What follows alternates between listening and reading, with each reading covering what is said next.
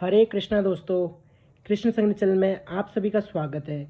आज हम आपको देव प्रबोधिनी एकादशी व्रत की व्रत महात्म्य सुनाने वाले हैं, तो ध्यान पूर्वक श्रवण करिए दोस्तों। भगवान श्री कृष्ण ने कहा, हे युधिष्ठिर, अब मैं तुम्हें कार्तिक शुक्ल पक्ष की प्रबोधिनी एकादशी का महात्म्य सुनाता हूँ। इसका वर्णन ब्रह्मा जी ने नारद जी से किया, वही तुम्हें बताता हूँ। ब्रह्मा जी बोले, हे पुत्र, अब पापों को हरने वाली, पुण्य और मोक्ष देने वाली प्रबोधिनी एकादशी का महात्म्य सुनिए। इस एकादशी के दिन भगवान विष्णु 4 महीने शयन करके पश्चात जागते हैं, इसलिए इसे देवोत्थान एकादशी भी कहते हैं। धार्मिक श्रद्धालु इस दिन तुलसी व शालिग्राम का विवाह आयोजित करते हैं।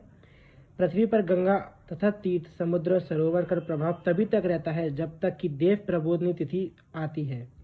इस एकादशी का व्रत का फल 1000 अश्वमेघ यज्ञ और 100 राजसूय यज्ञ के बराबर होता है। नारद जी ने पूछा, हे पिता, एक समय भोजन करने का, रात्रि को भोजन करने का तथा सारे दिन उपवास करने का क्या फल मिलता है, सो आप हमें विस्तार पूर्वक समझाइए। तब भगवान ब्रह्मा जी बोले, हे पुत्र, एक बार भोजन करने से 1 जन्म और रात्रि को भोजन करने से 2 जन्म तथा पूरे दिन उपवास करने से 7 जन्म के पाप नष्ट होते हैं। जो वस्तु तीनों लोकों में ना मिल सके वह हरि प्रबोधिनी एकादशी से प्राप्त हो जाती है। इस एकादशी के व्रत का प्रभाव से मेरु और मद्रांचल के समान भारी पाप भी नष्ट हो जाते हैं तथा अनेक जन्मों के पाप भी क्षण भर में भस्म हो जाते हैं। इस प्रबोधिनी एकादशी का विधि पूर्वक व्रत करने पर मनुष्य को ऐश्वर्य, संपत्ति, राज्य का वैभव प्राप्त होता है। उनके पितृ नरक के दुखों से छुटकारा पाकर देवलोक को जाते हैं। विधि पूर्वक थोड़ा सा पुण्य कर्म अनंत का फल देता है, परंतु विधि रहित व्रत चाहे अधिक किया जाए तो भी उसका कुछ फल नहीं मिलता है।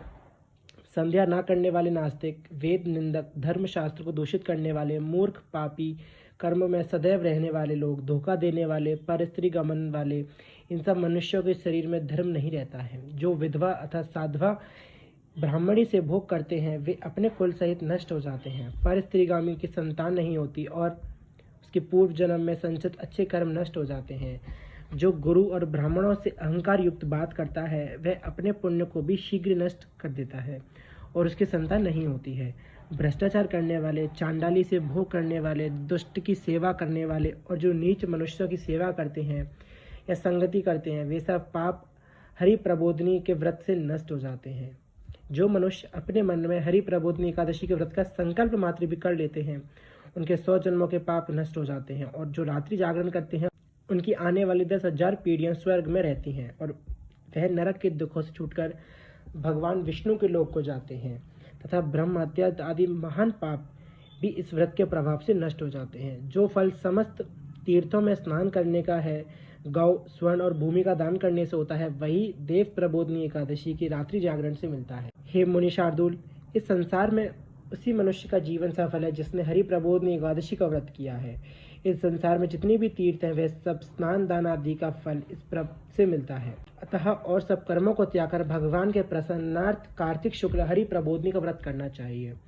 जो व्यक्ति इस एकादशी के व्रत को करता है वह ज्ञानी, तपस्वी और जितेंद्रिय है और उसी को भोग तथा मोक्ष प्राप्त होता है, क्योंकि वह विष्णु को अत्यंत प्रिय है। मोक्ष के द्वार को बताने वाला तथा अपने तत्वों को ज्ञान देने वाली इसका एक बार ही व्रत करने से मनुष्य मोक्ष का अधिकारी हो जाता है। मन, क्रम, वचन तीनों प्रकार के पाप इस रात्रि को केवल जागरण करने से नष्ट हो जाते हैं। हरि प्रबोधिनी के दिन जो मनुष्य भगवान की प्रसन्नता के लिए स्नान, दान, जप, तप, यज्ञादि करते हैं वे अक्षय पुण्य को प्राप्त करते हैं। हरि प्रबोधिनी एकादशी के दिन व्रत करने से मनुष्य के बाल, यौवन और वृद्धावस्था में किए गए समस्त पाप नष्ट हो जाते हैं। इस एकादशी को रात्रि में स्नान करने का फल सूर्य चंद्र ग्रहण के समय स्नान करने से 10,000 गुना अधिक होता है। अतः हे नारद, तुम भी विधि पूर्वक यत्न के साथ इस व्रत को करना चाहिए। जो मनुष्य कार्तिक मास में धर्म परायण होकर अन्न नहीं खाते हैं उन्हें चांद्रायण व्रत का फल प्राप्त होता है। कार्तिक मास में भगवान दान आदि से इतने प्रसन्न नहीं होते जितने कि शास्त्रों की कथाओं से सुनने से हो जाते हैं। कार्तिक मास में जो मनुष्य भगवान विष्णु की कथा का एक या आधा श्लोक भी पढ़ते या सुनते हैं उन्हें 100 गौदान का फल मिलता है। अतः अन्य सब कर्मों को छोड़कर कार्तिक मास में कथा पढ़नी या सुननी चाहिए। जो कल्याण के लिए कार्तिक मास में हरि कथा कहते हैं वे सारे कुटुंब को क्षण मात्र में उद्धार कर देते हैं। जो नियम पूर्वक हरि कथा करते हैं वे 1000 गौदान का फल पाते हैं। विष्णु के जागने के दिन जो भगवान की कथा सुनते हैं वे 7 द्वीपों सहित पृथ्वी के दान के समान फल पाते हैं। जो मनुष्य भगवान की कथा को सुनकर कथावाचक को अपनी सामर्थ्य के अनुसार दक्षिणा देते हैं उनके सनातन लोक मिलता है।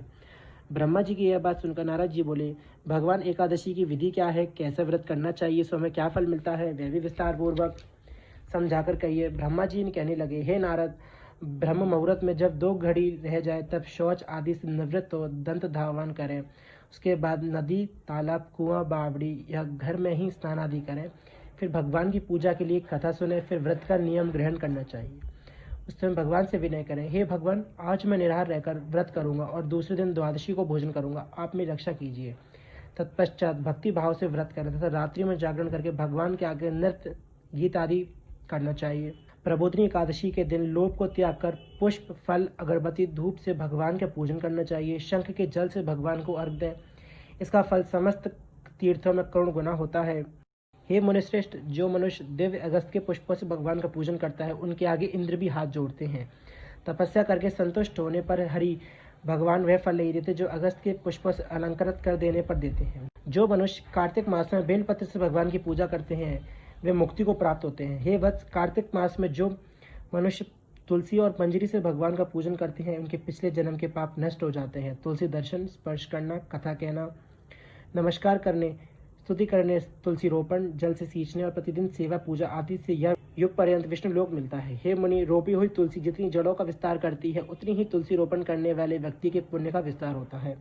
जो कदम के पुष्पों से हरि भगवान का पूजन करते हैं, उन्हें कभी यमलोक नहीं देखना पड़ता। जो मनुष्य गुलाब के पुष्प से भगवान का पूजन करते हैं, उन्हें अनंत पुण्य का फल मिलता है। जो वकुल और अशोक के फूलों से भगवान का पूजन करते हैं, उन्हें सूर्य चंद्रमा के रहने तक किसी भी प्रकार का दुख नहीं होता। जो मनुष्य सफेद या लाल कनेर के फूलों से भगवान का पूजन करते हैं, उन पर भगवान अत्यंत प्रसन्न होते हैं। जो दूब के अंकुरों से भगवान का पूजन करते हैं, वे 100 गुना पुण्य पाते हैं। जो शमी के पत्र से भगवान का पूजन करते हैं, उन्हें यम के छुटकारा मिल जाता है। जो वर्षा ऋतु में भगवान के चंपा से फूलों से भगवान का पूजन करते हैं, उन्हें पुनर्जन्म के मुक्ति मिल जाती है। जो मनुष्य केतकी के पुष्पों से भगवान चढ़ाते हैं, उन्हें करोड़ों जन्मों के पाप नष्ट हो जाते हैं। जो पीले रक्तवर्ण के कमल के पुष्पों से भगवान का पूजन करते हैं, उन्हें श्वेत दीपों में स्थान प्राप्त मिलता है।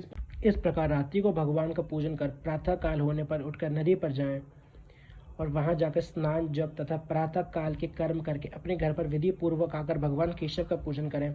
व्रत की समाप्ति पर विद्वान ब्राह्मणों को भोजन कराएं और दक्षिणा देकर क्षमा याचना करें। इसके पश्चात भोजन, गौ और दक्षिणा देकर गुरु का पूजन करें। ब्राह्मणों को दक्षिणा दें और जो चीज़ व्रत से आरंभ में छोड़ने का निश्चय किया था, वह ब्राह्मणों को दें। रात्रि में भोजन करने वाला मनुष्य ब्राह्मणों को भोजन कराए। स्वर्ण सहित बैल का दान करें। आंवले के स्नान करके मनुष्य को दही, शहद का दान करना चाहिए। जो मनुष्य फलों को त्यागने का वह फल दान करे। तेल छोड़ने वाला घृत और घृत छोड़ने पर दूध, अन्न छोड़ने पर चावल का दान किया जाता है। जो भूमि शयन का व्रत लेते हैं, उन्हें शय्यादान तथा तुलसी सब सामग्री सहित देनी चाहिए। पत्तों पर भोजन करने वाले को स्वर्ण का पत्ता घृत सहित दान करना चाहिए। मौन व्रत धारण करने वाले को ब्राह्मण और ब्राह्मणी को घृत तथा मिठाई का भोजन कराना चाहिए। बाल रखने वाले को दर्पण, जूता छोड़ने वाले को 1 जोड़ा जूता, नमक त्यागने वाले को शक्कर दान करना चाहिए। मंदिर में दीपक जलाने वाले तथा नियम लेने वाले को व्रत की समाप्ति पर तांबे अथवा स्वर्ण के पात्र में घी और बत्ती रखकर विष्णु भक्त ब्राह्मण को देना चाहिए। एकांत व्रत में 8 कलश, वस्त्र और स्वर्ण के अलंकृत करके दान करना चाहिए। यदि यह न हो सके, इसके अभाव में, तो ब्राह्मण को सत्कार सब व्रतों को सिद्धि करने वाला यह कहा गया है। इस प्रकार ब्राह्मणों को प्रणाम करके विदा करें। इसके पश्चात स्वयं ही भोजन करें। जिन वस्तुओं को चतुर्मास में छोड़ा है, उन वस्तुओं को ग्रहण करना शुरू कर दें। हे राजन, जो बुद्धिमान इस तरह विधि पूर्वक व्रत करते हैं, वे अनंत फल के प्राप्ति करते हैं और वे अंत में स्वर्ग को जाते हैं। जो मनुष्य चतुर्मास व्रत निर्विघ्न समाप्त करते हैं, वे कृतकृत हो जाते हैं और फिर संसार में जन्म नहीं लेते।